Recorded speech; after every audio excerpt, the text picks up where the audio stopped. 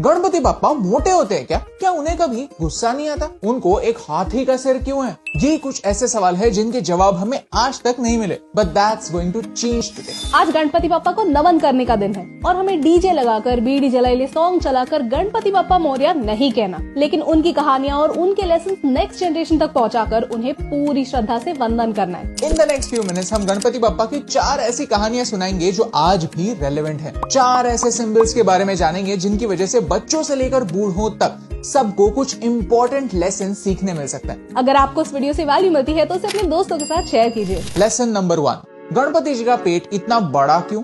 क्या गणेश जी मोदक खा खाकर मोटे हो गए हैं? बिल्कुल नहीं। चलिए उनके पेट का सिग्निफिकेंस जानते हैं। आपने समुद्र मंथन की कहानी सुनी होगी। जब देव और असुरों ने मिलकर समुद्र मंथन किया और अमृत बाहर निकला, तब उस अमृत का सही डिवीजन करने के लिए विष्णु ने मोहिनी अवतार लिया। मोहिनी को देखकर असुर और देव दोनों भाग गए। शिव जी भी उन्हीं देवों में से एक थे जो मोहिनी की ब्यूटी को देखकर सम्मोहित हो गए। जब विष्णु ने मोहिनी अवतार त्याग दिया, तब शिव जी गुस्सा हुए, और वो भी इतना कि उससे एक असुर क्रिएट हो गया। उसका नाम था Krodhasur, the monster of anger. Krodhasur ने जल्दी पूरी दुनिया पर कब्जा कर लिया और तीनों लोक पर रूल करने लगा। सारे देवों ने शिव जी से कहा कि इस असुर को रोकना होगा। तब शिव जी ने गणेश जी से प्रार्थना की और गणेश जी ने अवतार लिया लंबोदर का। क्रोधासुर से लड़ने के बाद और उसे हराने के बाद गणेश जी ने उसे माफ किया, लेकिन कहा कि अब तुम मेरे कंट्रोल में रहोगे। ये काफी सिंपल लेकिन काफी डीप स्टोरी है। लंबोदर का मतलब होता है पॉट बेलीड, या जिसका पेट बड़ा हो, जो गुस्से जैसे डिस्ट्रक्टिव फोर्स को कंट्रोल करे। जो गुस्से को कंट्रोल नहीं कर पाता वो अपना ही नुकसान कर देता है। भगवान गणेश का बड़ा पेट इसी की निशानी है कि उन्होंने अपने गुस्से पर कंट्रोल पाया है।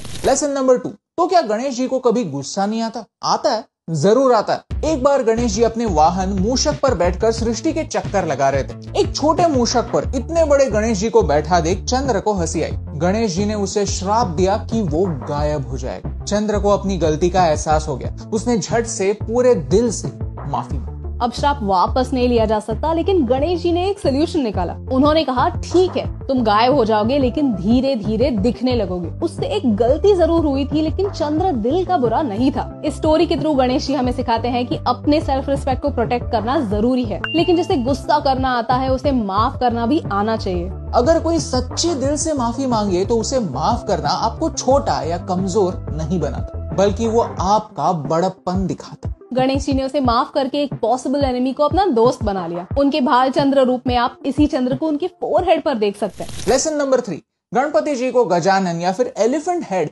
क्यों कहा जाता है? ये समझने के लिए शर्ली और जेनी की स्टोरी सुनता है। शर्ली एक सर्कस एलिफेंट थी जिसे अमेरिका के सर्कस में लोगों की एंटरटेनमेंट के लिए अब्यूज किया जाता था, मारा जाता था। बढ़ती एज के साथ उसे आर्थराइटिस हो गया और वो सर्कस में परफॉर्म करने की कंडीशन में नहीं थी। फिर उसे एक जू को बेचा गया जहां वो एक अकेली एलिफेंट थी, और जब उस जू के लिए शर्ली को मेंटेन करना एक लायबिलिटी हो गया, तब उसे टेनेसी के एक एलिफेंट सैंक्चुरी में भेज दिया गया। यहाँ दूसरे एलिफेंट्स के साथ फाइनली शर्ली खुश थी, लेकिन एक दिन एक मिरेकल हुआ। उसी सैंक्चुरी में जेनी नाम की एक और एलिफेंट आई, शर्ली से थोड़ी छोटी। लेकिन जब शर्ली और जेनी एक दूसरे से मिले तो मानो एक दूसरे को हग करने लगे। वो जहाँ कहीं भी जाते एक साथ जाते। They were inseparable। सैंक्चुरी के लोग सरप्राइज हुए। उन्होंने थोड़ा इन्वेस्टिगेट किया तो पता चला जेनी उसी सर्कस में थी जहां शर्ली थी। 20 साल पहले उनकी मुलाकात एक ही सर्कस में हुई। उन्होंने उस सर्कस में जो भी सफर किया, एक साथ सफर किया। उसी सफरिंग की वजह से उनमें एक फैमिली लाइक बॉन्डिंग थी,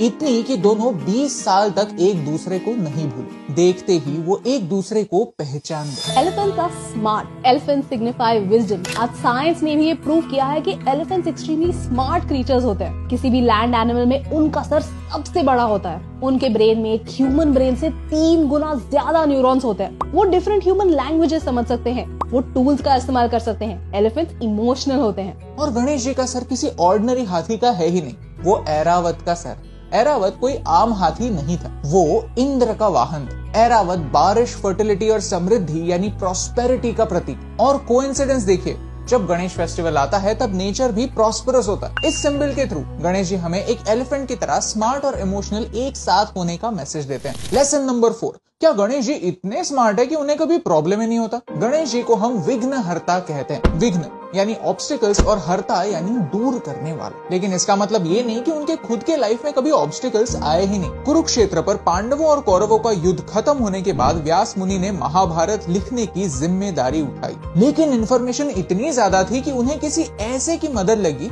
जो उसी स्पीड से लिख पाए जिस स्पीड से व्यास मुनि महाभारत बता रहे, और ये काम गणेश जी को छोड़कर कोई और कर ही नहीं सकता था। गणेश महाभारत नोट डाउन करने के लिए रेडी तो हुए, लेकिन एक शर्त पर, व्यास रुकेंगे नहीं। वेद व्यास ने हंसकर अपनी उल्टी शर्त लगाई, गणेश अगर उस श्लोक को समझे नहीं तो वो लिखेंगे नहीं। एक बुद्धि का देवता और एक महाकाव्य रचयिता, दोनों ने शर्तें मानी और महाभारत का लेखन शुरू हुआ। व्यास श्लोक बताते गए और गणेश जी उन्हें लिखते गए, लेकिन एक समय ऐसा आया जहाँ पर गणेश जी की फेदर निब टूट गई। खुद ही की शर्त की वजह से गणेश जी फंस गए। अब करेंगे क्या?